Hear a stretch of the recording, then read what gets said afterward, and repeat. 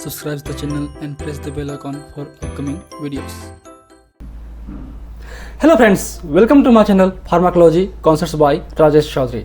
तो आज की वीडियो पे हम रिवाइज करने वाले हैं सिंथेटिक नर्वस सिस्टम फार्माकोलॉजी के बारे में। मींस हमको किन पॉइंट्स को ध्यान रखना है, कौन से पॉइंट्स हमको कवर करने हैं, क्या हमको याद रखना है, किस तरीके से पढ़ना है, क्या पढ़ना है, वो हम आज इस वीडियो पे समझेंगे आपके जीपेट स्पेसिफिक के लिए। तो बात करें ये जो सीरीज़ है वो बेसिकली जीपेट के लिए बना हुआ है, जिसमें हम रिवाइज करते हैं और साथ में उसके जो इंपॉर्टेंट एमसीक्यूज हैं, जो कॉन्सेप्ट बेस होते हैं, वो हम सॉल्व करते हैं या डिस्कस करते हैं। So if you want to watch my previous videos regarding the pharmacology revision and the MCQ series for the GPAT, you can check description box below for the link. इसके अलावा आपको notes चाहिए या इसके अलावा आपको एमसीक्यूज देखने हैं तो आप मेरे वेबसाइट www.pharmacyconcepts.in विजिट कीजिए। वहाँ पे आपका जीपेट एमसीक्यू बैंक होगा, उस सेक्शन पे जाइए, आपको चैप्टर वाइज एमसीक्यू मिलेंगे। हम अभी अपलोड करते जा रहे हैं। So let discuss about the topic. So synthetic nervous system pharmacology, तो बेसिकली इसमें दो पार्ट हैं, एक है माइमेटिक, एक है लाइटिक। इसे हम एडर्जिक सिस्टम भी बोलते हैं या फिर इसे हम आपके थोरिको लंबर सिस्टम भी बोलते हैं, क्योंकि इनके जो न्यूरॉन्स हैं वो हमारे थोरेसिक पार्ट और लंबर पार्ट से आपके निकलता है। और जो मेन आपके न्यूरोट्रांसमीटर्स हैं वो होते हैं नॉरएड्रेनालाइन, इसके अलावा एड्रेनालाइन भी होते हैं। ठीक है, तो जिसमें इंपॉर्टेंट है आप जो न्यूरॉन सिस्टम है, जो बेसिक फिजियोलॉजी है वो तो देखिए ही। उसके अलावा ये जो सिस्टम के जो बेसिक्स जो हमारे सिंथेसिस प्रोसीजर है या मेटाबॉलिज्म प्रोसीजर है वो आप जरूर देखिएगा कि आपकी लीवर पे फिनाइल एलानिन से बनता है, स्टार्ट होता है, ये प्रिकर्सर है। ठीक है, लेकिन जो आपके न्यूरॉन्स हैं, न्यूरॉन्स में आपका tyrosine is the main precursor. Neurons के अंदर में टायरोसिन मेन प्रिकर्सर है, जबकि आपके पेरिफेरल बात करें लीवर पे आपके phenyl alanine is the main precursor. कैसे ये बनता है ये देखिए, इनकी स्ट्रक्चर याद रखिए। ठीक है, उसके अलावा इनके कौन कौन से आपके जो मॉड्यूलेटर्स हैं वो याद रखिए। टायरामिन देने से जाहिर सी बात है जो इंक्रीज होगा सिंथेटिक सिस्टम है। अल्फा मिथाइल डोपा देने से जो ये प्रोसेस है वो डिक्रीज होगा। ठीक है, आपके इनके जो मेटाबॉलिक पाथवेज हैं, जैसे कि बात करें कॉम्ट, केटेकोल ओ मिथाइल ट्रांसफरेज और माओ मोनो अमीनो ऑक्सीडेज, वो किस तरीके से काम करते हैं वो आप मेडिकल में जरूर पढ़ते होंगे, तो वो आप जरूर देखिएगा, ये बहुत ही इंपॉर्टेंट है मेटाबॉलिज्म पॉइंट ऑफ व्यू। उसके अलावा आपके जो इसमें आपका जैसे कि बात करें यहाँ पे कॉम्ट और माओ दोनों रहते हैं सिनेप्टिक जंक्शंस पे, लेकिन आपके जो नर्व एंडिंग्स हैं उसमें प्री सिनेप्टिक न्यूरॉन्स हैं उसमें केवल माओ ही रहता है। ये डिफरेंस याद रखिए। ठीक है, और इनके जो ट्रांसपोर्ट सिस्टम्स हैं, अपटेक सिस्टम्स हैं वो याद रखिए। उनके जो इनहिबिटर्स हैं वो याद रखिए, जैसे आपका वेसिकल इनहिबिटर आपका रिजर्व पॉइंट है, आपका न्यूरोनल अपटेक या फिर नॉरएपिनेफ्रिन ट्रांसपोर्टर इनहिबिटर आपका कोकेन और टीसीएस मतलब ट्राइसाइक्लिक एंटी डिप्रेसेंट्स ड्रग हैं, जो इम्प्रामिन वगैरह ड्रग हैं। आपके जो रिलीज कराता है उसके लिए इनहिबिटर हमारा है गुआनिथिडीन। तो ये सब जो है मॉड्यूलेटर्स याद रखिए। ठीक है, इनके अलावा जो रिसेप्टर फार्माकोलॉजी है इनके याद रखिए कि इसमें अल्फा और बीटा दो पार्ट में डिवाइड किया गया है, अल्फा 1 और अल्फा 2, बीटा 1, 2 और 3। उनके क्या बेसिक्स लोकेशंस हैं, उनके फंक्शंस हैं, उनके पाथवेज हैं वो याद रखिए। जैसे कि बात करें हमारा अल्फा 1 क्या है, GQPCR है, बीटा जितने हैं वो आपकी GS है, और आपका अल्फा 2 क्या है, ये GI है, जो बेसिकली आपके क्या है प्री सिनेप्टिक जंक्शन में होते हैं और ये ऑटो रिसेप्टर की तरह काम करते हैं। ये सब याद रखिए, है ना। ये सारे नोट्स वगैरह जो हैं आप मेरे वेबसाइट पे जाएंगे तो आपका जैसे कि हम बता दे रहा हूँ कि कहाँ से मिलेगा ये जो नोट्स वगैरह है। ठीक है, आप जाइए मेरे वेबसाइट पे फार्मेसी कॉन्सेप्ट्स पे। ठीक है, आप जाएंगे तो आपके इसमें जो हैं जैसे कि जीपेट सेक्शन, ठीक है, और आपका नोट सेक्शन, नोट्स तो क्लिक करेंगे तो यहाँ पे नोट्स आपका जो है, यहाँ पे आप जाइए सीधा सीधा फार्माकोलॉजी पे। ये फार्माकोलॉजी 1 है, यहाँ पे हमारा क्या है CNS, ये आपका ANS फार्माकोलॉजी है। तो इसमें आप कंप्लीट आपको जो मेरे क्लास के लेक्चर्स के नोट्स हैं वो आपको मिल जाएगा, डिटेल में आप पढ़ सकते हैं। ठीक है, इसके अलावा अगर आप जाएंगे हमारे जीपेट वाले में सीरीज़ में, ठीक है, जीपेट मटेरियल्स पे, तो जीपेट मटेरियल्स पे जो शॉर्ट मेरे जो बुक में को पढ़ा रहा हूँ जिस PDF से, उसके जो नोट्स हैं, बेसिक नोट्स हैं, आपको इजीली मिल जाएगा। ठीक है, अभी इसमें हम डेली बेसिस पे इस पर अपडेट भी कर रहे हैं, जो आपको बाद में मिल जाएगा जब कंप्लीट हो जाएगा तब। ठीक, इस तरीके से। उसके अलावा आपका जो MCQs बैंक है, यहाँ पे आपको मिलेगा MCQs बैंक, तो ये भी आप ज़रूर देखिएगा। यहाँ पे आपको MCQs जैसे कि हम लोग ख़त्म कर चुके हैं इनके रिवीजन और MCQs। इसके अलावा हमारा ये भी ख़त्म हो चुका है। नेक्स्ट हम ख़त्म कर रहे हैं आज का जो वीडियो है उसके बाद हम इसके एमसीक्यूज भी ऐड करेंगे। ठीक है, तो ये आप पढ़िए। ठीक, चलिए, और वीडियो को लाइक भी कीजिए, कमेंट भी कीजिए, सब्सक्राइब कीजिए और शेयर भी कीजिए ताकि वीडियो प्रमोट हो सके और सभी लोगों को हेल्पफुल हो सके जितने भी जीपेट एस्पिरेंट हैं। चलिए, अब आते हैं हम इसके बेसिक पॉइंट्स याद रखना है आपको। अब इनके जो स्पेसिफिक रिसेप्टर्स हैं, अल्फा 1 है तो ये GQ-PCR है जो IP3 DAG की तरह के थ्रू काम करता है। अल्फा 2 GI है, ये आपका इस तरीके से काम करता है। ये इनके लोकेशंस कहाँ हैं और उनके एक्शन कहाँ हैं, तो जाहिर सी बात ये होते हैं स्मूथ सेल्स में जो करते हैं कॉन्टैक्ट एक्सेप्ट GI मसल्स। उसके अलावा स्लेट ग्लैंड में कराते हैं सिक्रेशन।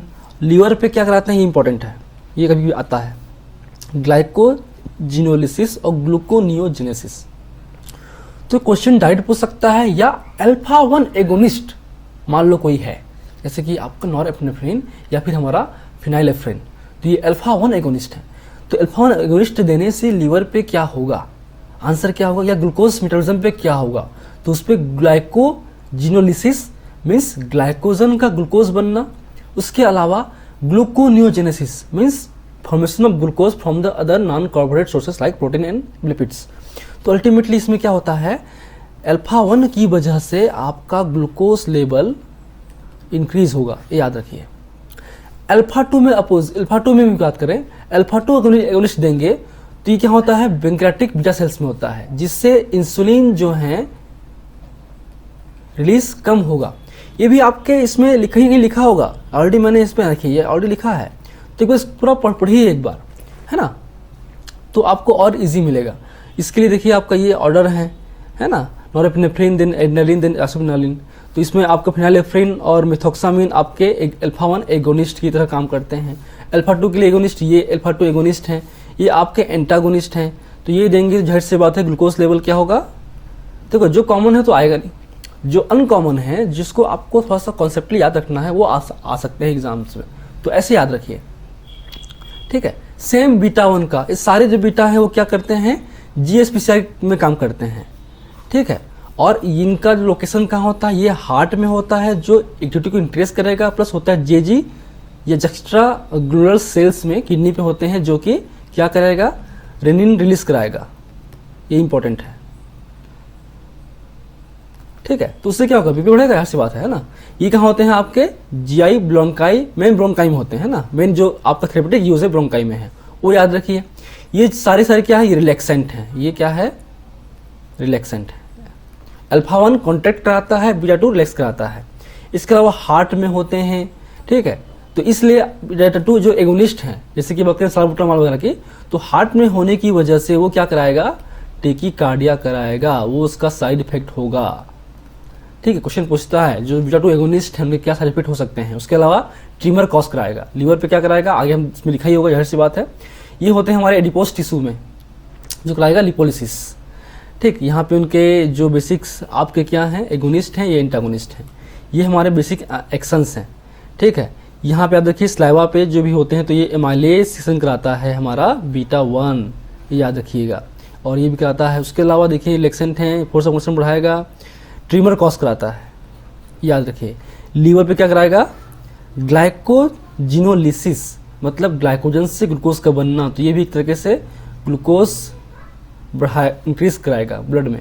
क्यों होता है ऐसा, क्योंकि जाहिर सी बात है अब ये जो आपका सिग्नल सिस्टम्स हैं जो ट्रिपल एफ कंडीशंस में एक्टिवेट होते हैं, फाइट, फियर और फ्लाइट में, तो उस केस में आपकी बॉडी के अंदर में जो डिमांड है एनर्जी की वो बढ़ जाती है। उस डिमांड एनर्जी को सब मेंटेन करने के लिए जो हमारे बॉडी में स्टोर्ड है ग्लाइकोजन, ठीक है, वो बनता है ग्लूकोज में, ताकि उसका ग्लाइकोलिसिस होके एटीपी में कन्वर्ट हो सके।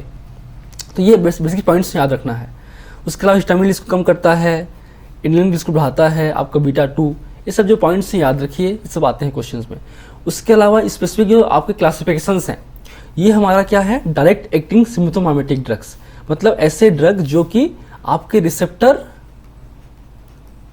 एगोनिस्ट हैं, उन्हें हम बोलते हैं डायरेक्ट एक्टिंग।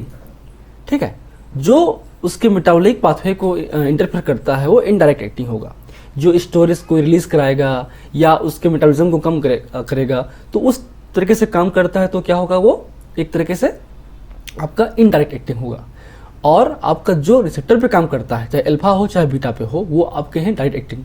तो इसमें याद रखिए पीडी सेट एट डिनर, ठीक है। डायरेक्ट एक्टिंग सिम्प्टोमेटिक का जो निमोनिक क्या होगा, PD set at dinner. P for phenylephrine, D for dopamine, dobutamine, sat for salbutamol, albuterol, terbutaline, D for dopamine, I for isoprenaline, N for norepinephrine, E for epinephrine, R for ritodrine. इनके कौन से receptor में काम करते हैं वो भी आपको दिया गया है। सेम यहाँ पर मिलेगा only alpha phenylephrine, only beta set और आइसो और रिटोड्रिन, ये रिटोड्रिन है। और आपके बोथ मतलब डी इंड, डोपामिन, एपिनेफ्रिन, नॉरेपिनेफ्रिन और डोबुटामिन। डोबुटामिन आपके बीटा 1 में एंड बहुत कम जो है अल्फा 1 में भी काम करता है। ये बहुत ही रेयर सुनने को मिलता है, ठीक है। तो ये बार काम करता है, याद रखिएगा, क्योंकि क्वेश्चन आया था जीपेट में कौन सा इसमें से सिलेक्टिव आपके नहीं है। तो एक तरीके से डोबुटामिन जो है बुक में लिखा था selective beta agonist, one agonist, but कहीं ना कहीं वो अल्फा 1 पे भी काम करता है। उसके अलावा इनके जो बेसिक यूजेस है वो इम्पॉर्टेंट है, और कुछ साइड इफेक्ट्स जैसे कि बीटा 2 के लिए क्या है ना, क्या होगा आपका जो क्या बोलते हैं बीटा 2 के लिए आपका जो साइड इफेक्ट्स क्या होगा, ट्रीमर या टेकिकार्डिया होगा, है ना। उसके अलावा जो ये इंसुलिन रिलीज को भी इफेक्ट करते हैं, ग्लूकोज को इन्हेंस करते हैं, तो ये डायबिटीज़ को भी इन्हेंस कर सकते हैं, ठीक है। उसके अलावा ये आपके जो बीटा 2 एंटागोनिस्ट हैं वो अस्थमा के लिए कॉन्ट्राइंडिकेटेड है। तो कुछ पॉइंट्स हैं वो आप याद रखिए, कॉन्ट्राइंडिकेशन, एडीआर, कुछ पॉइंट और बेसिक यूजेस, हर एक का यूज अलग है। जैसे कि बात करें कार्डियक स्टिमुलेंट या कार्डियोजेनिक शॉक में हम यूज करते हैं एड्रेनलिन प्रेफर यूज करते हैं, या डोपामिन यूज करते हैं। सेप्टिक शॉक्स में हम लोग नॉर्ड्रेनालिन यूज करते हैं। प्रेशर एजेंट की तरह हम लोग नॉर्ड्रेनालिन यूज करते हैं, एपिनेफ्रिन यूज करते हैं, एफेड्रिन यूज करते हैं। ब्रोंकोडायलेटर में आपका जो नॉन सेलेक्टिव में ये है, सेलेक्टिव में आपका करते हैं साल्ट सेट जो है साल्बुटामॉल, टॉर्बिटालिन, अल्बुट्रॉल, बॉम्बिट्रॉल वगैरह करते हैं। नेजल डिकंजेशन में अल्फा 1 एगोनिस्ट करते हैं, फेनिलेफ्रिन, नेफाजोलिन, ऑक्सीडाजोलिन वगैरह करते हैं। सिनेस स्टिमुलेंट में हम यूज करते हैं एम्फेटामिन यूज करते हैं। एपेटाइट में यूज करते हैं फेनफ्लोरामिन और सिबुटोरामिन यूज करते हैं। यूटेराइन रिलैक्सेंट में हम करते हैं रिटोड्रिन, आइसोक्सोप्रिन, साल्बुटामॉल और टॉर्बिटालिन भी यूज करते हैं, मेनली यूज करते हैं। तो इनके क्या बेसिक यूजेस हैं वो भी याद रखिए। इसके अलावा जो आपका कैटेकॉल रिंग है, केमिस्ट्री वाइज बात करें तो कैटेकॉल, कौन सा कैटेकॉल डेरिवेटिव है, कौन सा नॉन कैटेकॉल डेरिवेटिव है। जैसे कि बात करें हमारा आइसोपिनालिन है, नॉरेपिनेफ्रिन है, एपिनेफ्रिन है, डोपामिन है, डोबुटामिन है, ये आपका कैटेकॉल रिंग होते हैं उस पर, ठीक। और कुछ में नहीं होते हैं तो वो भी याद रखिए।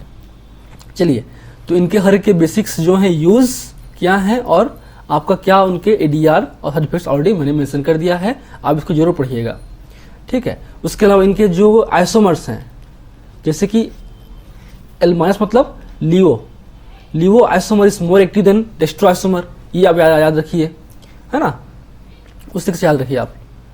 तो ये इनके बेसिक यूजेस हैं। उसके अलावा जो डोपामिन का यूज किसमें है, कार्डियोजेनिक शॉक इन ओलिगोयूरिक रिनल फेलियर में यूज करते हैं, ठीक है। उसके बाद सिचप में यूज करते हैं। तो ये सब आप याद रखिए, रिसेप्टर याद रखिए, आपके लिए बेहतर होगा, ठीक। जितने भी ये ड्रग हैं आपके क्या हैं, ब्रोंकोडायलेटर में काम करते हैं, ये आपके यूटेराइन रिलैक्सेंट में काम करते हैं। फेनिलेफ्रिन आपका जो है अल्फा 1 एगोनिस्ट है सिलेक्टिव, तो ये आपका हाइपोटेंशन में यूज करेगा। उसके अलावा सुप्रावेंट्रिकुलर टेकार्डिया में यूज करेंगे, ठीक। तो ये सब याद रखिए। उसके अलावा जो इनका जो यूज है मिडाजोलिन्स का डेरिवेटिव का, ये भी आता है केमिस्ट्री पॉइंट ऑफ व्यू से, तो इसमें नेजल डिकंजेशन में यूज करते हैं, ठीक है। अब इफेड्रिन थोड़ा सा देखिएगा, इफेड्रिन के बारे में थोड़ा सा पढ़िएगा। 1R2S इफेड्रिन एक्टिव होता है हमारे सिंथेटिक सिस्टम के लिए। उसके अलावा और बहुत सारे डेरिवेटिव्स होते हैं, जैसे कि बात करें एक्टिविटी की बात करें तो levoephedrine, then racemic ephedrine, then dextro ephedrine. Pseudoephedrine की बात करें तो उसमें डेक्स्ट्रो, देन रेसमिक, देन आपका लिवो, इस तरीके से उसका वो है। इसका यूज़ क्या है, अस्थमा और यूरिनरी इनकॉन्टिनेंस और नेजल डिकंजेशन में यूज़ करते हैं, याद रखिए। डेक्सामेथामिन का सेंट्रली एक्टिंग है ये हम सिनेस स्टिमुलेंट में यूज़ करते हैं, खास से यूज़ करते हैं नार्कोलेप्सी में, और हमारा ADHD या अटेंशन डिफिसिट हाइपरएक्टिव डिसऑर्डर्स में यूज़ करते हैं। ये इंपॉर्टेंट पॉइंट्स है, ये याद रखिए। उसके अलावा डिप्रेशन और ओबेसिटी में यूज़ करते हैं, इसका ये आपका IDR है। फ्लेनफ्रामिन का हम करते हैं एनर्जेटिक एजेंट में, भूख कम करने के लिए करते हैं, ओबेसिटी कम करने के लिए। इस पर कोई भी सीरियस इफेक्ट नहीं होता है। ये आपका अल्फा डोपा जो है स्पेसिकली आपका हाइपरटेंशन इन प्रेगनेंसी में यूज़ करते हैं, एक ही ड्रग यूज़ करते हैं हाइपरटेंशन प्रेगनेंसी में, वो याद रखिए, ठीक। फिर आपके ये ट्रांसमिशन मॉडुलेटर्स हैं, जैसे कि बात करें सब ऑलरेडी मैंने पढ़ा चुका हूँ वहाँ पे, वो देखिएगा, है ना। ये जो खासकर माओ ए इनहिबिटर, माओ बी इनहिबिटर वगैरह जो है ना, एग्जांपल्स वगैरह हैं, वो सब एक बार जो लिखा हुआ है बोर्ड में ये सब पढ़िएगा, है ना, क्या इंपॉर्टेंस है इसके। फिर कहते हैं लैटिक्स। लैटिक्स में आपका वही फिर अल्फा 1 ब्लॉकर, बीटा 1 ब्लॉकर जो हैं ये सब पढ़िए। इनके भी स्पेसिफिक अल्फा 1 ब्लॉकर जैसे कि हैं, तो इसमें भी आपका ये कौन कौन सा कहाँ यूज़ होगा, ठीक है। ये आपका नॉन सेलेक्टिव है, ठीक। अब ये एंटीहाइपरटेंसिव ड्रग में यूज़ करते हैं। इसमें से ये ड्रग जो है बीपी यूज़ करते हैं। ये ड्रग जो है बीइंग प्रोस्टेट हाइपरट्रॉफी में यूज़ करते हैं।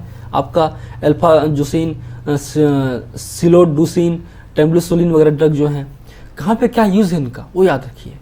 नॉन सेलेक्टिव में कौन कौन से ड्रग हैं ये आता है, डायरेक्ट क्वेश्चन आता है। थर्ड जनरेशन है, ये फर्स्ट जनरेशन बीटा ब्लॉकर्स हैं, ठीक है। प्रोपेंटीन, नॉडपेन, ठीक। तो ये याद रखिए। ये आपका ISA मतलब इंट्रिंसिक सिम्मेट्रिक एक्टिविटी रखता है, मतलब ये बीटा ब्लॉकर तो है ही, प्लस बीटा ब्लॉकर होने के साथ साथ ये सिम्मेट्रिक एक्टिविटी को भी बढ़ा देता है, जो अच्छी बात नहीं है।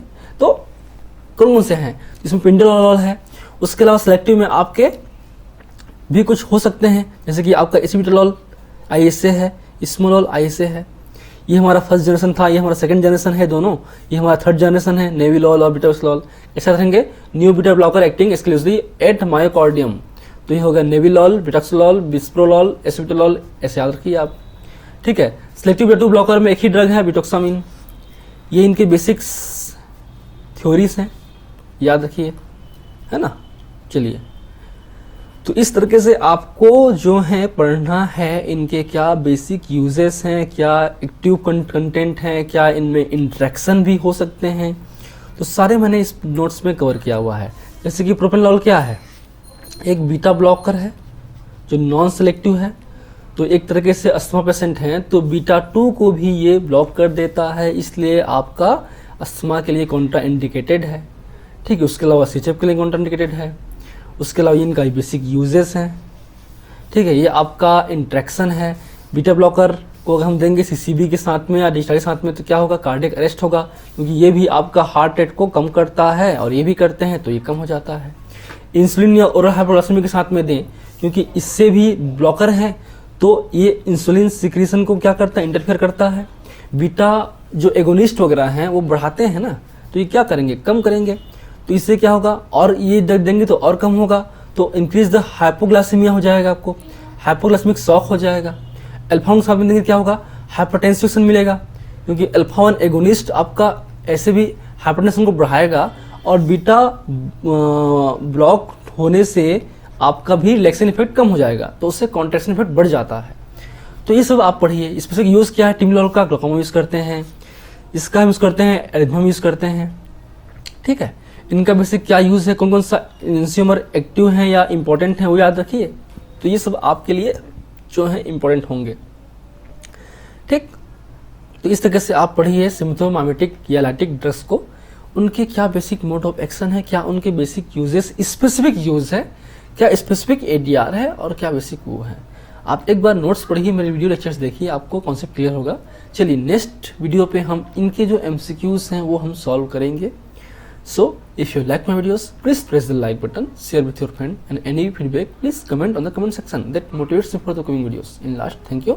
Keep watching.